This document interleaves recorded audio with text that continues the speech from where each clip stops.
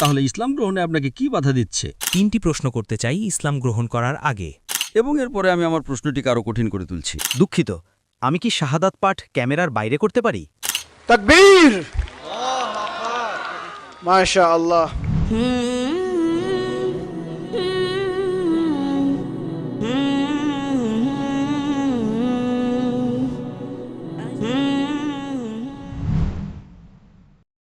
আমি বি, পদোজ্জাজরণ বিশ্ববিদ্যালয়ের একজন ছাত্র। আমার কাছে কমিটির অনুমতি আছে এবং আমি 3টি প্রশ্ন করতে চাই ইসলাম গ্রহণ করার আগে। প্রথম প্রশ্নটি হল, তাদের ব্যাপারে বিধান কি যারা জীবনে কখনও ইসলামের কথা শোনেননি, এবং বিচার দিবসে তাদের বিচার কিভাবে করা হবে? আমি কি আপনার নাম জানতে পারি ভাই? আপনার নাম কি এবং আপনার ধর্ম কি? বি, আমি একজন খ্রিস্টান। আপনার নাম বি? হ্যাঁ। আপনি কি খ্রিস্টান? হ্যাঁ। বি একটি প্রশ্ন করেছেন, তিনি একজন খ্রিস্টান, যে তার বিধান কি যদি ইসলামের বার্তা কোনো অমুসলিমের কাছে না পৌঁছায়, তাই তো? হ্যাঁ। বিধানটি হল যে আজ এই বিজ্ঞান ও প্রযুক্তির যুগে সারা বিশ্ব একটি গ্রামে পরিণত হয়েছে। সারা বিশ্ব একটি গ্রাম। আপনাকে উত্তর দেওয়ার আগে আমি একটি বিষয় উল্লেখ করতে চাই। আমাদের প্রিয় নবী মুহাম্মদ সাল্লাল্লাহু আলাইহি সাল্লাম বলেছেন যে প্রত্যেক শিশু দিন আল ফিতরের উপর জন্মগ্রহণ করে। সে একটি সহজাত ধর্মের উপর জন্মগ্রহণ করে, মুসলিম হিসেবে জন্মগ্রহণ করে। পরবর্তীতে সে তার বাবা মা, শিক্ষক এবং বন্ধুদের দ্বারা প্রভাবিত হয়ে মূর্তিপূজা, অগ্নিপূজা শুরু করে এবং সে পরিবর্তিত হয়ে যায়। 2টি গবেষণা করা হয়েছিল কাপাকুকু উপজাতি এবং অস্ট্রেলিয়ান আদিবাসীদের মধ্যে। এই গবেষণাটি করা হয়েছিল 1950 সালে। সেই সময়ে এই মানুষগুলো আধুনিক সভ্যতার স্পর্শে আসেনি। তাই যখন গবেষকরা গিয়ে তাদের জীবনযাত্রা সম্পর্কে জানার চেষ্টা করলেন, তখন দেখা গেল যে নাম ছাড়া বাকি সব কিছুই ইসলামের মতো ছিল। তারা বিশ্বাস করত এক ঈশ্বরে, সেই ঈশ্বরের উপাসনার জন্য সিজদা করত। তারা বিশ্বাস করত যে ঈশ্বরের কোনো পুত্র নেই, একই রকম, কিন্তু তারা নিজেদের মুসলিম বলত না। সুতরাং যদি কোনো বাহ্যিক প্রভাব না পড়ে কোনো মানুষের উপর জন্মের পর, তবে সে সেই সহজাত প্রকৃতির উপরই থাকে যাকে দিন আল ফিতর বা ইসলাম বলা হয়। এখন আপনার প্রশ্নে আসা যাক, যদি ইসলামের বার্তা কোনো মানুষের কাছে না পৌঁছায় তবে কি হবে? হ্যাঁ, যদি ইসলামের বার্তা না পৌঁছায় তবে আল্লাহ কোরআনে বলেছেন, সূরা ফুসসিলাতের সূরা নম্বর 41 অধ্যায় নম্বর 53 নম্বর আয়াতে, সানুরিহিম আয়াতিনা ফিল আফাকি ওয়া ফি আনফুসিহিম হাত্তা ইয়াতাবায়্যানা লাহু আন্নাহু আল হক। অচিরেই আমি তাদের আমার নিদর্শনসমূহ দেখাব দূরতম দিগন্তে এবং তাদের নিজেদের মধ্যেও, যতক্ষণ না তাদের কাছে স্পষ্ট হয়ে যায় যে এটাই সত্য। এখানে আল্লাহ নিজের উপরই দায়িত্ব নিচ্ছেন যে তিনি ব্যক্তিগতভাবে প্রত্যেক মানুষের কাছে এই বার্তা পৌঁছে দেবেন। প্রথমত, আমাদের প্রিয় নবী মুহাম্মদ সাল্লাল্লাহু আলাইহি সাল্লাম বলেছেন যে তার উপর থেকে কলম তুলে নেওয়া হয় যদি কোনো ব্যক্তি প্রাপ্তবয়স্ক না হয়। যদি কোনো ব্যক্তি ছোট শিশু হয়, 4 বছর, 5 বছর, 6 বছর বয়সী, এবং তার কিছু হয়ে যায়, তবে সে দায়ী নয়, কারণ সে নিষ্পাপ। কেবল প্রাপ্তবয়স্ক হওয়ার পরেই আপনি আপনার কাজের জন্য দায়ী। তাই যে কেউ শিশু, যদি সে 5 বছর, 6 বছর, 7 বছর বয়সী ছোট শিশু হয়, প্রাপ্তবয়স্ক হওয়ার আগেই যদি সে মারা যায়, তবে সে জান্নাতে যাবে। আচ্ছা, এখানে 2টি মত। একটি মত হল যে সে জান্নাতে যাবে কারণ সে তার কাজের জন্য দায়ী নয়। আরেকটি মত বলে না, বিচার দিবসে তাকে পরীক্ষা করা হবে এবং তার উত্তরের উপর ভিত্তি করে সে জাহান্নাম বা জান্নাতে যাবে। কিন্তু আমি প্রথম মতটিতে বিশ্বাস করি, যেহেতু সে নিষ্পাপ তাই সে জান্নাতে যাবে। এখন আপনার প্রশ্ন, যদি কোনো ব্যক্তি ইসলাম সম্পর্কে কখনো না শুনে থাকে তবে কি হবে? আজ এই বিশ্বে যা একটি গ্রামে পরিণত হয়েছে, এমন একজন মানুষ খুঁজে পাওয়া কঠিন যে ইসলামের কথা শুনেনি। স্যাটেলাইট চ্যানেল আছে, সামাজিক যোগাযোগ মাধ্যম আছে, ইন্টারনেট আছে। হ্যাঁ, সে হয়তো কম শুনে থাকতে পারে, কিন্তু এটা বলা যে সে ইসলাম সম্পর্কে জানে না তা অত্যন্ত কঠিন। কিন্তু তর্কের খাতিরেও যদি আপনি বিশ্বের কোনো এক কোনায় বা কোনো দ্বীপে এমন একজন মানুষ খুঁজে পান, তাহলে সেখানে আল্লাহ বলেছেন সূরা ফুসসিলাতের সূরা 41 অধ্যায় নম্বর 53 নম্বর আয়াতে যে আল্লাহ সরাসরি তার কাছে বার্তা পৌঁছে দেবেন। তাই একবার আল্লাহ বার্তা পৌঁছে দেওয়ার পর বিচার দিবসে সে এই অভিযোগ করতে পারবে না যে আমি বার্তা পাইনি। কিন্তু বার্তা পাওয়ার পর সে হয়তো তা গ্রহণ করতে চাইবে না, কারণ আমার বাবা কি বলবেন, মা কি বলবেন, আমার তো মদের একটা ভালো ব্যবসা আছে, যদি আমি ইসলাম গ্রহণ করি তাহলে আমাকে মদের ব্যবসা বন্ধ করতে হবে। এমন অনেক জাগতিক বিষয় থাকতে পারে যা তাকে বাধা দিতে পারে। যেমন আপনার আগের বোনটির ক্ষেত্রে হয়েছিল। সে একমত যে একজন ঈশ্বর আছেন, সে একমত যে ঈসা ঈশ্বর নন, সে একমত যে ঈসা ঈশ্বরের রাসূল, কিন্তু তবুও সে হয়তো ভাবছে আমার মা কি বলবেন, বাবা কি বলবেন, এমন অনেক কিছু, এমনকি সত্য জানার পরেও। আমি আপনাকে প্রশ্ন করছি, বিচার দিবসে সে কি বলতে পারবে যে সে ইসলামের বার্তা পায়নি? সে কি তা বলতে পারবে ভাই? না। খুব ভালো, সে দায়ী থাকবে। সুতরাং বিচার দিবসে সে বলতে পারবে না আমি তো তাকে বার্তা দিয়েছি, ঠিক না ভুল? ঠিক। একইভাবে বিচার দিবসে আল্লাহ সুবহানাহু ওয়া তাআলা নিজে প্রত্যেক মানুষের কাছে বার্তা পৌঁছে দেন। سنريهم آياتنا في الآفاق وفي أنفسهم حتى يتبين لهم أنه الحق। আল্লাহ বলেন, অচিরেই তিনি তার নিদর্শনসমূহ দেখাবেন দূরতম দিগন্তে। এই নিদর্শনগুলো কি? সূর্য, চন্দ্র, নক্ষত্র, এই সবই আল্লাহর নিদর্শন। তিনি তাদের দূরতম দিগন্তে তার নিদর্শনসমূহ দেখাবেন যতক্ষণ না সে ব্যক্তি বিশ্বাস করে যে এটাই সত্য। সুতরাং কোরআনে বলা হয়েছে বিচার দিবসে কোনো অমুসলিম বলবে না, হে ঈশ্বর, আপনি কেন আমার প্রতি অবিচার করছেন? কোনো অমুসলিম বলবে না, আপনি কেন আমাকে জাহান্নামে দিচ্ছেন? তারা শুধু বলবে, দয়া করে আমাদের একটি সুযোগ দিন, এবং আল্লাহ বলবেন, সুযোগ শেষ। আপনি বুঝতে পারছেন? জি স্যার। সুতরাং কোরআন বলে বিচার দিবসে কোনো অমুসলিম আল্লাহর বিচারের প্রতি আপত্তি করবে না। আজ হয়তো কেউ বলতে পারে যে আমাকে কেউ বলেনি, বিচার দিবসে তারা আল্লাহর কাছে মিথ্যা বলতে পারবে না, ঠিক? হ্যাঁ। সুতরাং আল্লাহ নিজের উপর এই দায়িত্ব নেন যে যখন একজন ব্যক্তি প্রাপ্তবয়স্ক হয়, যখন সে সাবালক হয়, তার মৃত্যুর আগে আল্লাহ তাকে বার্তা পৌঁছে দেবেন। বার্তা পৌঁছে দেয়া আমাদের কাজ, ঠিক না ভুল? ঠিক। প্রত্যেক মুসলিমের কাজ। আমরা আমাদের কাজ সঠিকভাবে করি বা না করি, আল্লাহ সরাসরি বার্তা পৌঁছে দেবেন। তাই আমি সেই সব পণ্ডিতদের মতামতে বিশ্বাস করি যে একজন অমুসলিম যদি সে ইসলাম গ্রহণ না করে, এমনকি যদি সে বার্তা নাও পেয়ে থাকে, তবু আল্লাহ তাকে বার্তা দিয়েছেন এবং সে দায়ী থাকবে। কিছু পণ্ডিত বলেন, না, যদি সে বার্তা না পেয়ে থাকে তবে তাকে বিচার দিবসে বার্তা দেয়া হবে এবং তার উত্তরের উপর ভিত্তি করে রায় দেয়া হবে। আপনি বুঝতে পারছেন? জি, পণ্ডিতদের দুটি মত রয়েছে, কিন্তু আমি প্রথম দলের পণ্ডিতদের মতামতে বিশ্বাস করি যে আল্লাহ সরাসরি বার্তা পৌঁছে দেন। যদি শিশু হয় তবে সে সরাসরি জান্নাতে যাবে, যদি প্রাপ্তবয়স্ক হয় তবে সে বার্তা পেয়েছে এবং সে দায়ী থাকবে। আশা করি উত্তরটি পেয়েছেন। ভাই, আপনি কি ইসলামের বার্তা পেয়েছেন নাকি পাননি? হ্যাঁ। আপনি কি এক ঈশ্বরে বিশ্বাস করেন? হ্যাঁ। আপনি কি বিশ্বাস করেন যে ঈসা তিনি একজন রাসূল নাকি তিনি একজন ঈশ্বর? একজন রাসূল। মাশাআল্লাহ। তাহলে ভাই, আমি আপনাকে প্রশ্ন করছি, ইসলাম গ্রহণে আপনাকে কি বাধা দিচ্ছে? আমি কি দ্বিতীয় এবং তৃতীয় প্রশ্নটি আগে করতে পারি? অবশ্যই, আপনি দ্বিতীয় প্রশ্ন করুন। দ্বিতীয় প্রশ্ন হল, আল্লাহ কেন শুধুমাত্র কোরআন অবতীর্ণ করেছেন এবং তা সংরক্ষণের প্রতিশ্রুতি দিয়েছেন 1400 বছর আগে, আর আল্লাহ কেন পূর্ববর্তী সময়ে আল্লাহর পক্ষ থেকে অবতীর্ণ ধর্মীয় শিক্ষাগুলো সংরক্ষণ করেননি? ধন্যবাদ। বা একটা খুব ভালো প্রশ্ন করেছেন, খুবই যৌক্তিক প্রশ্ন। তিনি জিজ্ঞাসা করছেন আল্লাহ কেন কোরআন অবতীর্ণ করলেন 1400 বছর আগে। তার তো এটি প্রথমেই অবতীর্ণ করা উচিত ছিল। যদি তিনি প্রথম দিন থেকে শুধু কোরআন অবতীর্ণ করতেন তাহলে তো আমাদের এই সমস্ত ধর্ম থাকত না, তাই না? যদি তিনি প্রথমেই কোরআন অবতীর্ণ করতেন তাহলে কেন তাওরাত, ইনজিল, জাবুর? সরাসরি কোরআন কেন নয়? এটি তার প্রশ্নের একটা অংশ। দ্বিতীয় অংশ হল তিনি কেন পূর্ববর্তী ধর্মগ্রন্থগুলো সংরক্ষণ করেননি, তাই তো? হ্যাঁ। দুটি প্রশ্ন। আমি আমার প্রশ্নটিকে আরও কঠিন করে তুলছি, ঠিক আছে? আচ্ছা। আমি বলছি যে কেন, যদি তিনি চান তিনি তো প্রথমেই কোরআন অবতীর্ণ করতে পারতেন, তাই না? তাহলে তো কোনো সমস্যাই থাকত না। এবং তিনি কেন আগের ধর্মগ্রন্থ সংরক্ষণ করেননি? মূল প্রশ্ন হল আল্লাহ কেন সংরক্ষণ করেননি পূর্ববর্তী ধর্মগ্রন্থগুলো? এবং এরপরে আমি আমার প্রশ্নটিকে আরও কঠিন করে তুলছি।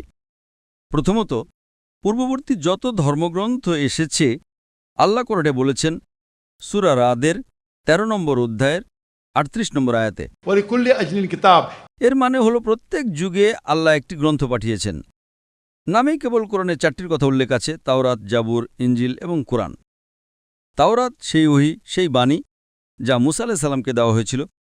জাবুর সেই ওহী, সেই বাণী যা দাউদ আলাইহিস সালামকে দেওয়া হয়েছিল।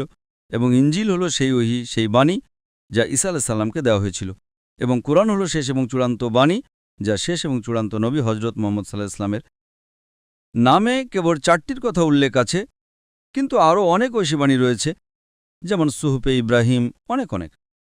কিন্তু কোরআনের আগে যত বেশি বাণী এসেছে সেগুলো কেবল একটা নির্দিষ্ট সময়ের জন্য এবং অনুসরণীয় ছিল একটা নির্দিষ্ট জনগোষ্ঠীর জন্য। আচ্ছা, যেমন ধরুন তাওরাত কেবল ইহুদিদের জন্য অবতীর্ণ হয়েছিল, ইঞ্জিলও কেবল ইহুদিদের জন্য অবতীর্ণ হয়েছিল। কোরআনও তাই বলে, বাইবেলও তাই বলে। কোরআন বলে যে ঈসা আলাইহিস সালাম কেবল বনী ইসরায়েলের জন্য প্রেরিত হয়েছিলেন। সূরা ইমরানের ৩ নম্বর অধ্যায়ের ৪৯ নম্বর আয়াতে বলা হয়েছে যে আমি ঈসা আলাইহিস সালামকে নবী হিসেবে নিযুক্ত করেছি বনী ইসরায়েলের জন্য। সূরা সাফের ৬১ নম্বর অধ্যায়ে ৬ নম্বর আয়াতে উল্লেখ আছে, ঈসা মসীহ আলাইহিস সালাম বলেন, মরিয়ামের পুত্র বলেন, হে বনী ইসরায়েল, আমি আমার পূর্ববর্তী বাণীর সুসংবাদ দিতে এবং এমন একজন নবীর আগমনের সুসংবাদ দিতে যার নাম হবে আহমদ, অর্থাৎ মোহাম্মদ সাল্লাল্লাহু আলাইহি ওয়াসাল্লাম। ঈসা মসীহ আলাইহিস সালাম বলেছেন মথি সুসংবাদে ১০ অধ্যায়ের ৫ এবং ৬ নম্বর পদে, তোমরা অইহুদিদের পথে যেও না।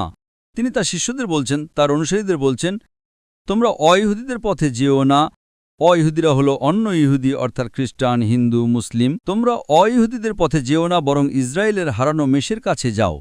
সুতরাং ঈসা মসীহ আলাইহিস সালাম তার শিষ্যদের বলছেন, তোমরা অইহুদিদের কাছে ধর্মপ্রচার করতে যেও না, শুধুমাত্র ইসরায়েলের হারানো মেষের কাছেই প্রচার করো। ঈসা মসীহ আলাইহিস সালাম বলেছেন মথি সুসংবাদের ১৫তম অধ্যায়ের ২৪ নম্বর পদে, আমি ইসরায়েল বংশের হারানো মেষ ছাড়া আর কারো জন্য প্রেরিত হইনি। সুতরাং যত নবী এসেছেন নবী মুহাম্মদ সাল্লাল্লাহু আলাইহি ওয়াসাল্লামের আগে, তারা কেবল তাদের নিজ নিজ জাতির জন্য এবং তাদের বার্তা একটি নির্দিষ্ট সময়কালের জন্য ছিল, যতক্ষণ না পরবর্তী বার্তা আসে। নবী মুহাম্মদ সাল্লাল্লাহু আলাইহি ওয়াসাল্লাম বলেছেন, সহিহ বুখারী খণ্ড ১ হাদিস নম্বর ৪২৯, আমার আগে যত নবী এসেছেন তারা কেবল তাদের নিজ নিজ জাতির জন্য প্রেরিত, কিন্তু আমি সমগ্র মানব জাতির জন্য। এখন যেহেতু নবী মুহাম্মদ সাল্লাল্লাহু আলাইহি ওয়াসাল্লাম ছিলেন শেষ এবং চূড়ান্ত নবী, যেমনটা সূরা আহজাবের ৩৩ নম্বর অধ্যায়ের ৪০ নম্বর আয়াতে উল্লেখ আছে, মা কানা মুহাম্মাদুন আবা আদম মির রিজালিকুম ওয়ালাকিন রাসূলুল্লাহ ওয়া খাতামুন নবিয়্যিন ওয়া কানা আল্লাহু বিকুল্লি শাইইন আলিমা। মুহাম্মদ সাল্লাল্লাহু আলাইহি ওয়াসাল্লাম তোমাদের কোনো পুরুষের পিতা নন, বরং তিনি আল্লাহর রাসূল এবং শেষ নবী, আল্লাহ সর্বদৃষ্টা, পরিপূর্ণ জ্ঞানের অধিকারী। এখন যেহেতু নবী মুহাম্মদ সাল্লাল্লাহু আলাইহি ওয়াসাল্লাম শেষ এবং চূড়ান্ত নবী, তিনি কেবল মুসলিম বা আরবদের জন্য প্রেরিত হননি। আল্লাহ কোরআনে সূরা আম্বিয়ার ২১ নম্বর অধ্যায়ের ১০৭ নম্বর আয়াতে বলেছেন, ওয়া মা আরসালনাকা ইল্লা রাহমাতাল লিল আলামিন। আর আমি তো তোমাকে সমগ্র সৃষ্টির জন্য রহমতস্বরূপ প্রেরণ করেছি, সমগ্র মানবজাতির জন্য রহমতস্বরূপ, সমগ্র বিশ্বের জন্য রহমতস্বরূপ। আল্লাহ এই বার্তাটি পুনরাবৃত্তি করেছেন সূরা ফাতিরের ৩৫ নম্বর অধ্যায়ের ২৮ নম্বর আয়াতে। আল্লাহ বলেন, ওয়া মা আরসালনাকা ইল্লা কাফাতাল লিন-নাস বাশীরাও ওয়া নাযীরাও ওয়ালাকিন্না আকসারাল লা ইয়ালামুন। আমি তো তোমাকে সমগ্র মানবজাতির জন্য সুসংবাদদাতা ও সতর্ককারী রূপে প্রেরণ করেছি, কিন্তু অধিকাংশ মানুষই তা জানে না। এখন যেহেতু কোরআনের শেষ এবং চূড়ান্ত ঐশী বাণী, এটা কেবল মুসলিম বা আরবদের জন্য অবতীর্ণ হয়নি, এটা সমগ্র মানবজাতির জন্য অবতীর্ণ হয়েছে। এটা উল্লেখ আছে সূরা ইব্রাহিমের ১৪ নম্বর অধ্যায়ের ১ নম্বর আয়াতে, সূরা ইব্রাহিমের ১৪ নম্বর অধ্যায়ের ৫২ নম্বর আয়াতে, সূরা বাকারা ২ নম্বর অধ্যায়ের ১৮৫ নম্বর আয়াতে এবং সূরা জুমারের ৩৯ নম্বর অধ্যায়ের ৪১ নম্বর আয়াতে উল্লেখ আছে যে কোরআন সমগ্র মানবজাতির জন্য অবতীর্ণ হয়েছে। সুতরাং যেহেতু অন্য সমস্ত ধর্মগ্রন্থ চিরকালের জন্য ছিল না, তাই আল্লাহ সুবহানাহু ওয়া তাআলা তা সংরক্ষণের প্রয়োজন মনে করেননি। ঠিক আছে?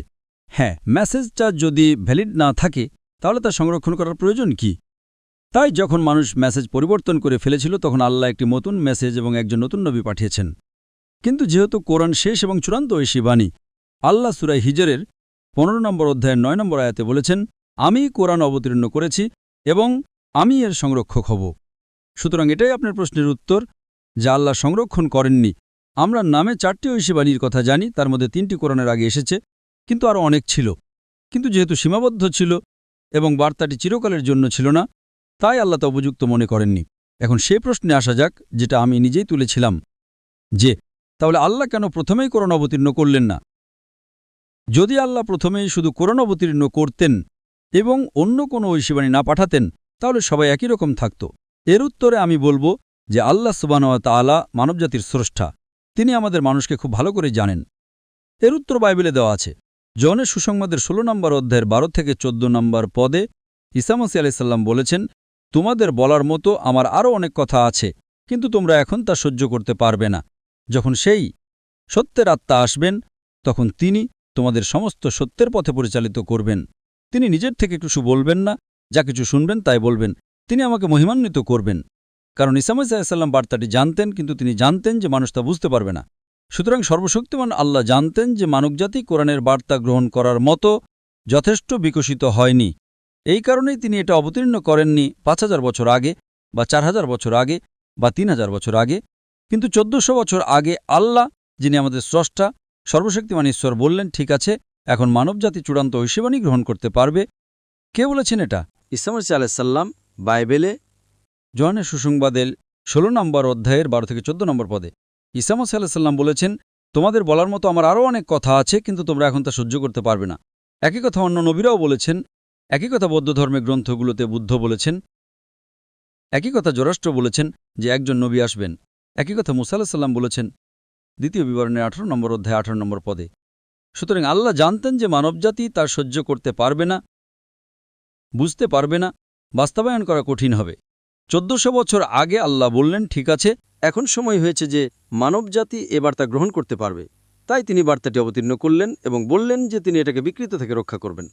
এই কারণে আজকে আপনি যদি In Indonesia or Malaysia or USA or UK or Singapore or Saudi Arabia or India or Pakistan, যেখানেই থাকেন না কেন, আপনাকে শেষ এবং চূড়ান্ত নবী মুহাম্মদ সাল্লাল্লাহু আলাইহি ওয়াসাল্লামকে মানতে হবে এবং শেষ এবং চূড়ান্ত মেসেজ কোরআনকে। আশা করি প্রশ্নের উত্তর পেয়েছেন। আমরা কি শেষ প্রশ্নটা নিতে পারি? আপনি কি আমার উত্তরে একমত? হ্যাঁ, আপনার উত্তরের জন্য ধন্যবাদ। ঠিক আছে, আপনি আপনার তৃতীয় প্রশ্নটা করতে পারেন। শেষ প্রশ্নটি হল, যদি কেউ মুসলিমদের দ্বারা হেনস্থার শিকার হয়ে ইসলাম বিদ্বেষী হয়ে যায় এবং ইসলাম গ্রহণ করতে না চায়, তবে আপনি এ বিষয়ে কি মনে করেন?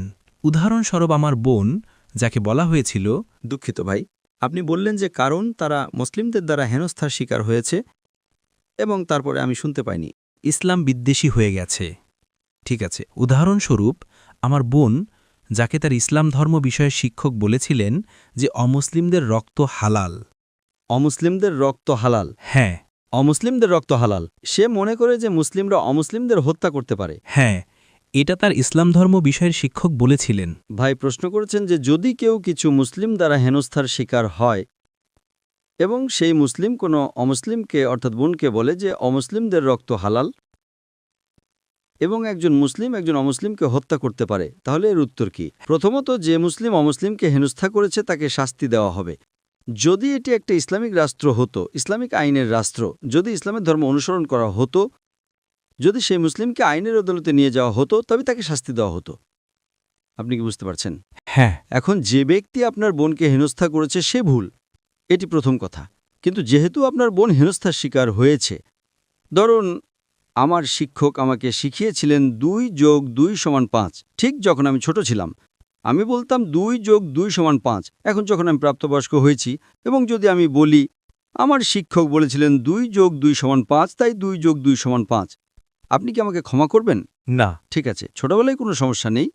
৩-৪ বছর বয়সে আমার শিক্ষক আমাকে শিখিয়েছিলেন ২ যোগ ২ সমান ৫, তাই আমি তা পুনরাবৃত্তি করতাম। এখন যখন আমি প্রাপ্তবয়স্ক হয়েছি, আমার শিক্ষক আমাকে ভুল শিখিয়েছিলেন, কিন্তু এখন আমি সঠিক আর ভুলের মধ্যে পার্থক্য করতে পারি।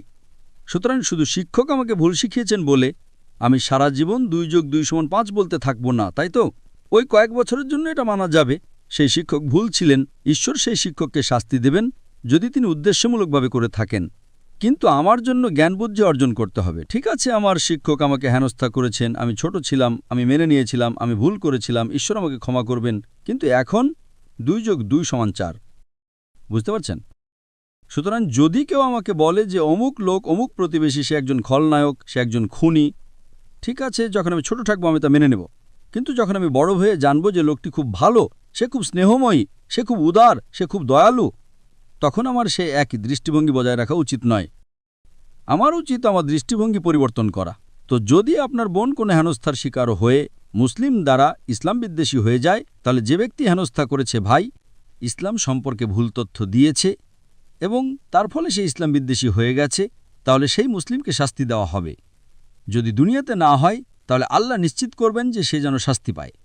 কিন্তু আপনার বোনের এখন সত্যটা জানা উচিত। যদি সে বড় হয়, যদি সে ছোট থাকে, তবে তাকে ক্ষমা করা হবে। ৫ বছর ১০ বছর ঠিক আছে, কিন্তু যখন সে প্রাপ্তবয়স্ক হয়ে যাবে তখন সে আর ছোট থাকবে না। তখন তাকে সত্য গ্রহণ করতে হবে। সে বারবার 2 যোগ 2 সমান 5 বা আমার প্রতিবেশী ভালো নয় এসব বলতে থাকতে পারে না। যদি আপনার প্রতিবেশী ভালো হয় তবে সে ভালোই। আপনি কি বুঝতে পারছেন? হ্যাঁ। সুতরাং আপনার উচিত, যেহেতু আপনি ভাই তাই আপনার উচিত তাকে পথ দেখানো এবং তাকে বলো যে যেই আপনার বন্ধু ছিল তারা আপনাকে ভুল কথা বলেছে এবং তাদের উৎসাহিত করো, যেমনটা আমি আজ আমার বয়ানে বলেছি, তাই না? আমি যে বয়ান দিয়েছি সেটা ছিল সন্ত্রাসবাদ এবং জিহাদ সম্পর্কে ইসলামের দৃষ্টিভঙ্গি এবং একটা আয়াত যেটা আমি আমার বয়ানে উল্লেখ করতে ভুলে গিয়েছিলাম এবং এখন উল্লেখ করতে চাই, যার জন্য আপনাকে ধন্যবাদ জানাই। আল্লাহ সূরা মায়দার 5 নম্বর অধ্যায়ের 32 নম্বর আয়াতে বলেছেন যে যদি কেউ কোনো মানুষকে হত্যা করে, যদি না ফাসাদ বা এই পৃথিবীতে সন্ত্রাস ছড়ানোর অপরাধে হয়, তবে সে যেন সমগ্র মানবজাতিকে হত্যা করল। আল্লাহ সূরা মায়দার 5 নম্বর অধ্যায়ের 32 নম্বর আয়াতে বলেছেন যে যদি কোনো মানুষ, সে মুসলিম হোক বা অমুসলিম, যে যদি কেউ কোনো মানুষকে হত্যা করে, এমনকি সে অমুসলিমও হয়, তবে সে যেন সমগ্র মানবজাতিকে হত্যা করল। এবং আয়াতটা আরও বলে যদি কোনো মানুষ অন্য কোনো মানুষের জীবন রক্ষা করে, তবে সে যেন সমগ্র মানবজাতিকে রক্ষা করল। সুতরাং কোরআনের এই আয়াতটা অন্য কোনো ধর্মগ্রন্থে আর কোথাও পাওয়া যায় না কোরআন ছাড়া, কোনো ধর্মে নেই। এটা প্রমাণ করার জন্য যথেষ্ট যে ইসলাম সন্ত্রাসবাদের বিরুদ্ধে, এবং এটা আপনার বোনের ভুল ধারণা অর্থাৎ ইসলাম ভীতিও দূর করবে যে তাকে ভুল কিছু বলা হয়েছিল। কোরআন একটা অখণ্ডনীয় প্রমাণ যা বলে যে অমুসলিমদের রক্ত হালাল। এই কথাটা একটা বানানো কথা। হ্যাঁ, যদি অমুসলিম আপনাকে আক্রমণ করতে আসে তখন আপনি আত্মরক্ষা করতে পারেন, কোনো সমস্যা নেই। যদি তা যুদ্ধক্ষেত্রে হয় তাহলে বিষয়টা ভিন্ন, যদি কোনো সামরিক অভিযান চলে। কিন্তু সাধারণভাবে কথা বলা সম্পূর্ণ ভুল। এটি সূরা মায়েদার 5 নম্বর অধ্যায়ের 32 নম্বর আয়াতের পরিপন্থী। আশা করি এটি উত্তর পেয়েছেন। ধন্যবাদ ভাই। এখন আমার প্রশ্নে ফিরে আসি। আপনি বললেন আপনি এক ঈশ্বরে বিশ্বাস করেন। হ্যাঁ। আপনি বললেন আপনি বিশ্বাস করেন যে ঈসা ঈশ্বরের নবী। আপনি বিশ্বাস করেন যে নবী মুহাম্মদ ঈশ্বরের নবী। তাই আমি আপনাকে জিজ্ঞাসা করলাম, তাহলে ইসলাম গ্রহণে আপনাকে কি বাধা দিচ্ছে? হয়তো কারণ আমি আর্থিকভাবে সচ্ছল নই। ভাই, মুসলিম হওয়া কি ধনী হতে হবে? কোরআনে কি এমন কোনো শর্ত আছে যে মুসলিম হওয়ার জন্য আপনাকে ধনী হতে হবে? আমাদের প্রিয় নবী মুহাম্মদ সাল্লাল্লাহু আলাইহি সাল্লাম বলেছেন একজন ধনী ব্যক্তির চেয়ে একজন দরিদ্রের জান্নাতে যাওয়া সহজ। আপনি কি তা জানেন? হ্যাঁ, আমাদের প্রিয় নবী মুহাম্মদ সাল্লাল্লাহু আলাইহি সাল্লাম বলেছেন একজন ধনীর চেয়ে দরিদ্রের জান্নাতে যাওয়া সহজ। এর মানে এই যে যদি আপনি দরিদ্র হন তাহলে আপনার জীবন, আপনার পরীক্ষা সহজ হবে। আমি আপনাকে কিছু উদাহরণ দিচ্ছি। যদি আপনি ধনী হন তাহলে আল্লাহ কোরআন এবং বিভিন্ন হাদিসে বলেছেন যে আপনাকে জাকাত দিতে হবে, অর্থাৎ প্রত্যেক ধনী মুসলিম যার নিসাব পরিমাণ অর্থাৎ 85 গ্রাম স্বর্ণের চেয়ে বেশি সঞ্চয় আছে, তাকে প্রতি চান্দ্র বছরে সেই সঞ্চয়ের 2.5% দান করতে হবে। যদি না দেন তাহলে এটা বিশাল বড় পাপ। কিন্তু দরিদ্র ব্যক্তির যার কোনো সঞ্চয় নেই তাকে কোনো দান করতে হয় না। সুতরাং জাকাতের ক্ষেত্রে সে 100-র মধ্যে 100 পায়। ধনীর জন্য যদি সে না দেয় তাহলে সে 100-র মধ্যে 0 পায়। হয়তো সে অর্ধেক দেবে, সঠিকভাবে দেবে না, তাই সে কম নম্বর পাবে। কিন্তু দরিদ্র ব্যক্তি যাকে কোনো জাকাত দিতে হয় না সে 100-র মধ্যে 100 পায়। সুতরাং বিভিন্ন পরীক্ষা রয়েছে। এমনকি দরিদ্র ব্যক্তির জন্য পরীক্ষা রয়েছে, এমনকি ধনী ব্যক্তির জন্য পরীক্ষা রয়েছে, কিন্তু ধনী ব্যক্তির পরীক্ষাটি কঠিন। আর আমাদের প্রিয় নবী সাল্লাল্লাহু আলাইহি সাল্লাম, আপনি জানেন, তিনি বলেছেন যে আপনাকে দান করতে হবে। তো একজন সাহাবী জিজ্ঞাসা করলেন, ইয়া রাসূলুল্লাহ, আমরা কিভাবে দান করতে পারি? তিনি বলেন যে বাজারে যাও এবং আল্লাহর জিকির করো, আল্লাহর নাম নাও, লা ইলাহা ইল্লাল্লাহ, এবং পাঠ করো তালবিয়া। এটা বাজারে স্বর্ণ বিতরণ করার মতো। যদি আপনি বাজারে উচ্চ স্বরে আল্লাহর প্রশংসা করেন তাহলে আপনি একজন ধনী ব্যক্তির স্বর্ণ বিতরণের চেয়েও বেশি সওয়াব পাবেন। ভাই, আপনি কি কোনো ধনীকে স্বর্ণ বিতরণ করতে দেখেছেন? আপনি দেখেছেন, হ্যাঁ বা না? না। আমিও দেখিনি, আমি কখনো দেখিনি। এখানে আমাদের নবী বলছেন একজন দরিদ্র ব্যক্তি যার কোনো সম্পদ নেই, যদি সে বাজারে আল্লাহর প্রশংসা করে এবং তালবিয়া পাঠ করে, আল্লাহু আকবার, আল্লাহু আকবার, লা ইলাহা ইল্লাল্লাহ, ওয়াল্লাহু আকবার ওয়ালিল্লাহিল হামদ, সে আল্লাহর প্রশংসা করে, তালবিয়া পাঠ করে, হামদ বলে, নবী বলেছেন এটা আপনি একজন ধনী ব্যক্তির স্বর্ণ বিতরণের চেয়েও বেশি সওয়াব পাবেন। তাহলে আমাকে বলুন, একজন ধনী ব্যক্তির জান্নাতে যাওয়া সহজ নাকি একজন দরিদ্র ব্যক্তির? দরিদ্র। সুতরাং এই কারণেই ধনীদের চেয়ে বেশি দরিদ্র মানুষ ইসলাম গ্রহণ করে। আপনি হয়তো হযরত বেলাল রাদিয়াল্লাহু আনহুর গল্প শুনে থাকবেন, যিনি নবীর সাহাবী এবং একজন কৃষ্ণাঙ্গ দাস ছিলেন। তারা তাকে নির্যাতন করত। তারা তাকে বলতে বলতো যে এক ঈশ্বর নেই, তিনি বলতেন আহাদ। নবী বলেছেন যদি কেউ তোমাকে নির্যাতন করে তবে তুমি শিরক করতে পারো যতক্ষণ ঈমান থাকে। তিনি বললেন না, আমি তবুও আহাদি বলবো। আপনি কি বুঝতে পারছেন? দরিদ্র মানুষ, তাকে জান্নাতের প্রতিশ্রুতি দেওয়া হয়েছে। আপনি কি বুঝতে পারছেন? সুতরাং সম্পদ আপনার ইসলাম গ্রহণ না করার কারণ হওয়া উচিত নয়। আসলে যদি আপনি দরিদ্র হন তবে প্রত্যেক ধনী ব্যক্তির জাকাত দেওয়া উচিত। এর ৮টি খাত রয়েছে, ৮টি খাত। সূরা তাওবার ৯ নম্বর অধ্যায়ের ৬০ নম্বর আয়াতে একটি খাত হলো ফকিরদের দান করা। যদি আমি ধনী হই তবে প্রতি বছর আমাকে আমার সম্পদের আমার সঞ্চয়ের ন্যূনতম ২.৫% দরিদ্র মানুষকে দান করতে হবে। ফকির একটি খাত, মিসকিন হলো অভাবী, আরও অনেক খাত রয়েছে, মোট ৮টি খাত। সুতরাং মুসলিম হওয়ার জন্য কি আপনাকে কর দিতে হবে? না। তাহলে কেন এটি বাধা দেবে? এই কারণে ধনীদের চেয়ে বেশি দরিদ্র মানুষ ইসলাম গ্রহণ করে। ধনীদের কর দিতে হয় কি না? হ্যাঁ, জাকাত। 2.5%. Yes or no? হ্যাঁ, তাই একজন ধনী ব্যক্তি বলে, আমি একজন বিলিয়নিয়ার, যদি আমি মুসলিম হয়ে যাই তবে আমাকে 2.5% জাকাত দিতে হবে, আমি মুসলিম হচ্ছি না। সে একজন বোকা, কিন্তু কিছু ভুল যুক্তি। তাহলে একজন দরিদ্র মানুষ কেন ভয় পাবে? এবং মাশাআল্লাহ, ইন্দোনেশিয়ার মতো একটা দেশে 87% মুসলিম, অনেকেই আপনাকে রক্ষা করার জন্য প্রস্তুত। আপনি কেন ভয় পাবেন? আপনাকে কি বাধা দিচ্ছে ভাই? হ্যাঁ, আমি একমত। মাশাআল্লাহ ভাই, আমি আপনাকে ভালোবাসি। ধন্যবাদ। আমি আপনাকে ভালোবাসি এবং আমি চাই যে আপনি সরল পথে আসেন। তাহলে যদি আপনি একমত হন তবে কি আপনি শাহাদাত পাঠ করতে চান? দুঃখিত, আমি কি শাহাদাত পাঠ ক্যামেরার বাইরে করতে পারি? আপনি কি শাহাদাত পাঠ ক্যামেরার বাইরে করতে চাই। কোনো সমস্যা নেই। এটা ফরজ নয়, জনসম্মুখে বলা ফরজ নয়। ধন্যবাদ। আপনি যতক্ষণ আপনার হৃদয়ে আপনার এবং আল্লাহর মধ্যে এটা বলবেন ততক্ষণই যথেষ্ট। তাই আমি আপনাকে অভিনন্দন জানাই ভাই। এবং আমি বুঝতে পেরেছি যে আপনি করোনার জন্য মাস্ক পরেননি। হয়তো আপনি ছিলেন না, আপনি প্রকাশ করতে চাননি, এবং এটা পুরোপুরি ঠিক আছে। যদি আপনি আপনার পরিচয় গোপন করতে চান কারণ আপনার মনে হয় কেউ আপনার হানি করতে পারে ইত্যাদি, তবে এটা ইসলামে পুরোপুরি গ্রহণযোগ্য। আপনাকে জনসম্মুখে এটা বলতে হবে না। যতক্ষণ আপনি বার্তাটি পেয়েছেন, আমি খুশি যে আমি আপনাকে বার্তাটি পৌঁছে দিয়েছি। আল্লাহ ইনশাল্লাহ আপনাকে আরও পথ দেখান। আল্লাহ আপনাকে এই দুনিয়ায় সর্বোচ্চ প্রতিদান দেন। আল্লাহ আপনাকে জান্নাত দান করুন এবং আল্লাহ আপনাকে অন্যদের কাছে আসতে সাহায্য করুন। আপনি যেন অন্যদের ইসলামের কাছে আসতে সাহায্য করতে পারেন। যদি আপনি বয়ানের পরে গ্রিন রুমে আমার সাথে দেখা করতে চান তবে আপনাকে স্বাগতম। এমনকি যদি আপনি আমার সাথে দেখা করতে না চান, কোনো সমস্যা নেই। মুসলিম হওয়ার জন্য ডক্টর জাকির নায়েকের সাথে দেখা করাও জরুরি নয়। যতক্ষণ আপনি গ্রহণ করেছেন, আল্লাহ আপনাকে পুরস্কৃত করুন। ধন্যবাদ ভাই। তাকবীর! মাশাআল্লাহ।